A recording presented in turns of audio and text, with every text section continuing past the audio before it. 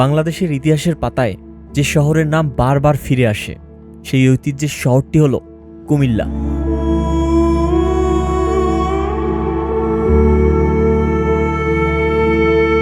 শত শত বছর ধরে এই অঞ্চল সাক্ষী হয়ে আছে ধর্ম, সংস্কৃতি আর মানুষের জীবনযাত্রার পরিবর্তনে। প্রাচীনকালে এই অঞ্চলটির পরিচিত ছিল সমতট জনপদ নামে। ইতিহাসবিদদের মতে খ্রিস্টীয় ৬ষ্ঠ থেকে দ্বাদশ শতাব্দীর মধ্যে এখানে গড়ে উঠেছিল এক সমৃদ্ধ বৌদ্ধ সভ্যতা।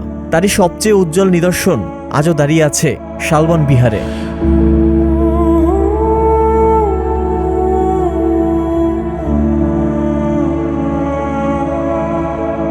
শালবন বিহারের পাশেই রয়েছে ময়নামতি মিউজিয়াম। এই জাদুঘরে সংরক্ষিত আছে হাজার বছরের পুরনো মূর্তি, মুদ্রা, অলংকার এবং প্রত্নতান্ত্রিক নিদর্শন। অন্যদিকে ইতিহাসের আরেকটি নীরব সাক্ষী হল ময়নামতি ওয়ার সিমেট্রি। দ্বিতীয় বিশ্বযুদ্ধের সময় প্রাণ হারানো অসংখ্য সৈনিক এখানে চিরনিদ্রায় শয়িত। এখানে আসলে আমাদের স্মরণ করিয়ে দেয় যুদ্ধের নির্মম বাস্তবতা।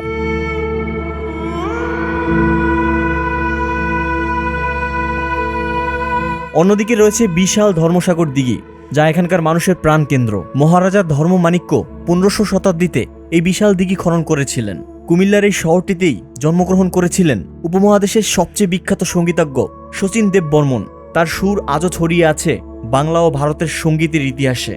এখানেই শেষ নয়, বাংলাদেশের মিষ্টির জগতে এক বিশেষ নাম কুমিল্লার মাতৃভাণ্ডার।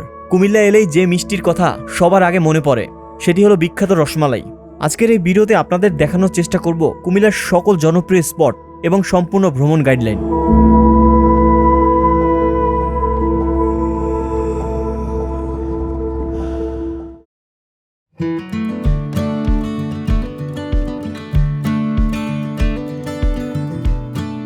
আমার যাত্রাটা শুরু হয়েছিল ঢাকার সায়দাবাদ থেকে। কুমিল্লা ডে ট্যুর দিতে চাইলে সকাল সকাল বের হওয়াটা খুবই জরুরি।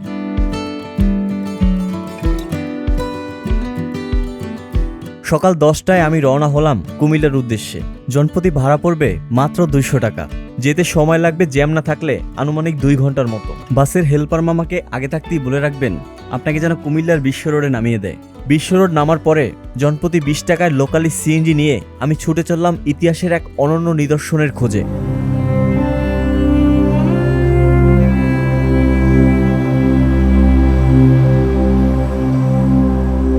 তো জনপ্রতি 30 টাকা মূল্যে প্রবেশ করলাম এই শালবন বিহারের ভেতরে। আর ভেতরে প্রবেশ করার পরেই এখানে লেখা থাকবে যে স্বাগতম শালবন বিহার।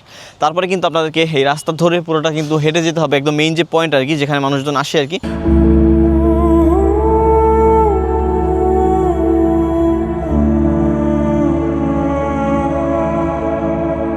দীর্ঘ পথ পেরিয়ে অবশেষে পৌঁছে গেলাম ইতিহাসের এক নিঃশব্দ সাক্ষীর সামনে। প্রথম দেখাতেই লাল ইটের বিশাল এই স্থাপনাটি যেন সময়ের অনেক পিছনে নিয়ে যায়। চারপাশে নীরবতা, আর সেই নীরবতার মাঝেই লুকিয়ে আছে হাজার বছরের গল্প।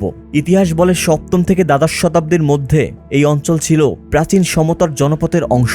সেখানে গড়ে উঠেছিল এক সমৃদ্ধ বৌদ্ধ সভ্যতা, আর সেই সভ্যতার অন্যতম কেন্দ্রই ছিল এই শালবন বিহার। তবে ধারণা করা হয় 7ম শতাব্দীর শেষের দিকে দেববংশের 4র্থ রাজা শ্রী ভবদেব এটি নির্মাণ করে। এটি ছিল মূলত একটি বৌদ্ধ মহাবিহার, যেখানে শত শত বৌদ্ধ ভিক্ষু বসবাস করতেন। চলত ধর্মচর্চা, শিক্ষা এবং গভীর সাধনা। চারপাশে প্রায় 115টি কক্ষ এবং মাঝখানে একটি বিশাল প্রার্থনা মন্দির রয়েছে। তো আমার বাম পাশেই দেখতে পাচ্ছেন যে গর্তগুলো, আসলে এগুলো গর্ত না, এগুলো এক সময় এগুলো প্রত্যেকটা কক্ষ ছিল। আর কালের বিবর্তনে আসলে এই কক্ষগুলো আসলে ডেবে গিয়েছে আর কি। এখান থেকে যে উঁচু উঁচু বিল্ডিংগুলো সেগুলোও কিন্তু আসলে ডেবে গিয়েছে। এই যে কক্ষটা দেখতে পাচ্ছেন, এই কক্ষটাই আসলে ওই সময়কার 1800 শতাব্দীতে এখানকার মেইন কক্ষ ছিল এবং এইখানেই বৌদ্ধ ধর্মের ধর্মচর্চা করা হতো হয়তো, বা এইটাই আসলে ধারণা করা হয়ে থাকে। এই স্থাপনাটির পরিকল্পনা ছিল অত্যন্ত সুসংগঠিত এবং উন্নত। এই সব কিছুই প্রমাণ করে একসময় এই স্থাপনাটি ছিল জ্ঞান, সংস্কৃতি এবং আধ্যাত্মিকতার এক গুরুত্বপূর্ণ কেন্দ্র।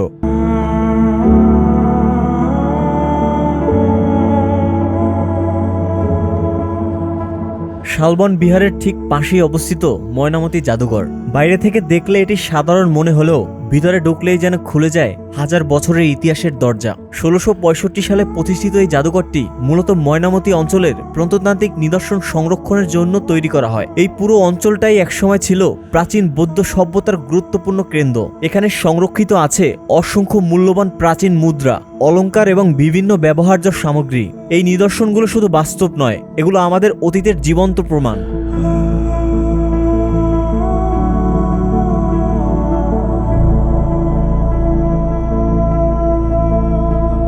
ময়নামতির ঐতিহাসিক নিদর্শনগুলো ঘুরে দেখার পর এবার আমি চলে এলাম আরেকটি শান্ত ও আধ্যাত্মিক জায়গায়।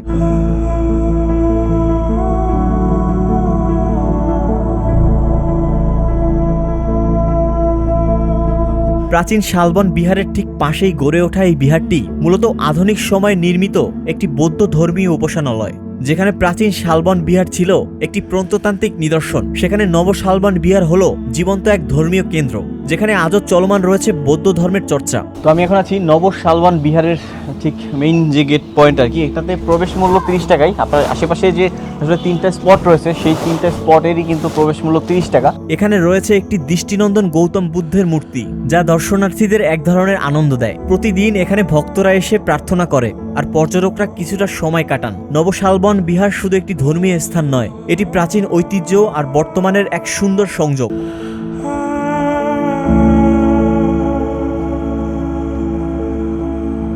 এবার আমাদের যাত্রা ইতিহাসের আরেক সাক্ষীর খোঁজে। আমরা যাচ্ছি আমাদের চতুর্থ গন্তব্যস্থান ময়নামতি ওয়ার সিমেট্রির উদ্দেশ্যে। ওয়ার সিমেট্রি যেতে হলে আমাদের প্রথমে যেতে হবে কুমিল্লা ক্যান্টনমেন্ট। বিশ্ব থেকে যে হাইয়েস্টটাতে করে আমরা এসেছি, সেই হাইয়েস্টটা কিন্তু আমাদেরকে ক্যান্টনমেন্টের ওই পাশে নামিয়ে দিয়েছে।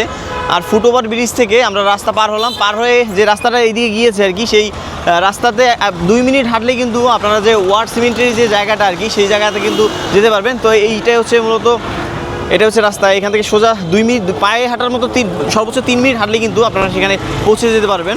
তো আপনারা যদি পায়ে হাঁটতে নাও চান, তাহলে কিন্তু আপনারা এরকম রিক্সাতে করে কিন্তু যেতে পারেন। আর অলরেডি কিন্তু আমরা চলে আসছি, এই যে গেটে দেখতে পাচ্ছেন। ভাই বামে রাখেন, বামে রাখেন।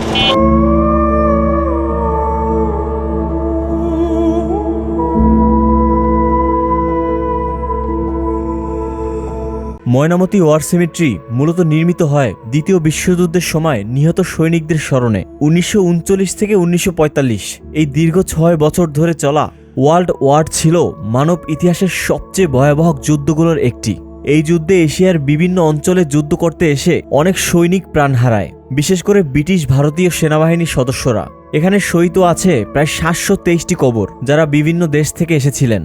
যুক্তরাজ্য, ভারত, পাকিস্তান সহ আরও অনেক স্থান থেকে। বাহিনী অনুযায়ী এখানে রয়েছে 3 জন নাবিক, 567 জন সৈনিক এবং 166 জন বৈমানিক। সর্বমোট 723 জন নিহতের পরিচয় জানা সম্ভব হয়েছিল। প্রতিটি সমাধি ফলকে লেখা আছে মানুষের নাম, তার পদবি, তার মৃত্যুর তারিখ, আর কখনো কখনো একটি ছোট বার্তা, যা পড়লে হৃদয়টা ভারী হয়ে আসে। তো আমি কিন্তু এখন বর্তমানে আছি ময়নামতি ওয়ার সিমেট্রির একদম ভিতরে। আর এখানে কিন্তু প্রায় 734টি কবর রয়েছে। তারই পাশাপাশি এখান থেকে কিন্তু 24টা কবর উঠিয়ে নেওয়া হয়েছে 2024 সালে। জাপান সরকার আসলে উঠিয়ে নিয়েছে। তারই এখন এখানে হয়তোবা তার অবশিষ্ট যে কটা থাকে সেগুলোই কিন্তু এখানে রয়েছে। এবং এখানে হিন্দু, মুসলিম, বৌদ্ধ, খ্রিস্টান সব ধর্মেরই কিন্তু আসলে কবর রয়েছে। এই জায়গাটি শুধু একটি কবরস্থান নয়, এটি একটি স্মৃতিস্তম্ভ, যেখানে যুদ্ধের নির্মমতা আর মানুষের আত্মত্যাগ একসাথে মিশে আছে। এখানে দাঁড়ালে মনে হয় যুদ্ধ কখনো কারোর জন্য মঙ্গল বয়ে আনে না, এটি শুধু কেড়ে নেয় অগণিত প্রাণ, স্বপ্ন আর ভবিষ্যৎ। আজকের দিনে এই ওয়ার সিমেট্রি আমাদের মনে করিয়ে দেয় শান্তির মূল্য কতটা গভীর, আর সেই শান্তির জন্য কত মানুষ তাদের জীবন উৎসর্গ করে গিয়েছিলেন। তো আমি এখন এখান থেকে যাব ধর্মসাগর দিঘি নামে একটা জায়গা আছে এখানে। সেই ধর্মসাগর দিঘিতে সেখানে গিয়ে আপনাদের দেখানোর চেষ্টা করব সেখানকার সৌন্দর্য, এবং তারই পাশাপাশি এখানকার কুমিল্লার যে রসমালাইটা রয়েছে, সেই রসমালাই কিন্তু আপনাদেরকে দেখানোর চেষ্টা করব। যে মাতৃভাণ্ডার যে রসমালাইটা এখানকার কুমিল্লার অত্যন্ত বিখ্যাত এবং অত্যন্ত সুপরিচিত যে খাবারটা, সেটাই আপনাদের সাথে নিয়ে দেখানোর চেষ্টা করব। সেটা খেতে কেমন সেটার আপডেটটা আপনাদেরকে দিব।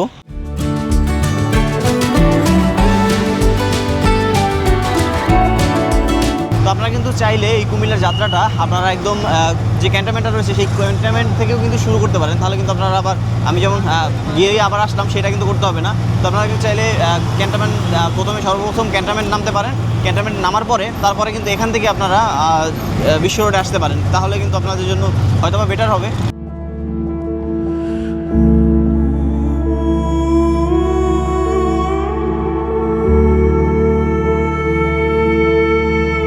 দিনের ভ্রমণ শেষে আমি চলে এলাম কুমিল্লা শহরের প্রাণকেন্দ্র ধর্মসাগর দিঘিতে। চারপাশে সবুজ ঘাস, শান্ত পানির ঢেউ আর শহরের কোলাহলের মাঝে এক অন্যরকম প্রশান্তি এই জায়গাটিকে করে তুলেছে কুমিল্লার অন্যতম জনপ্রিয় স্পট।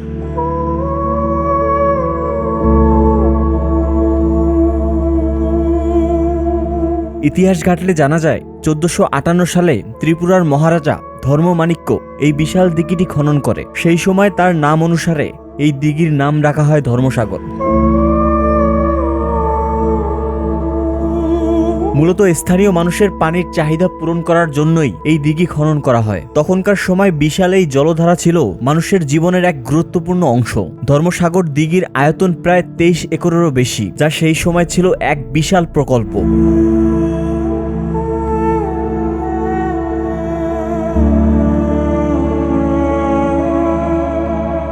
ইতিহাস ঘাটলে আরো জানা যায় কাজী নজরুল ইসলাম কুমিল্লা ভ্রমণে আসলে শচীন দেব বর্মনের সাথে যে সকল জায়গায় সময় কাটাতেন তার মধ্যে ধর্মসাগর অন্যতম। সময়ের সাথে সাথে এটি শুধু একটি জলধারাই নয়, বরং কুমিল্লা শহরের একটি সামাজিক কেন্দ্র হিসেবে পরিচিত পায়। আজ এখানে মানুষ আসে ঘুরতে, সময় কাটাতে আর উপভোগ করতে প্রকৃতির শান্ত পরিবেশকে।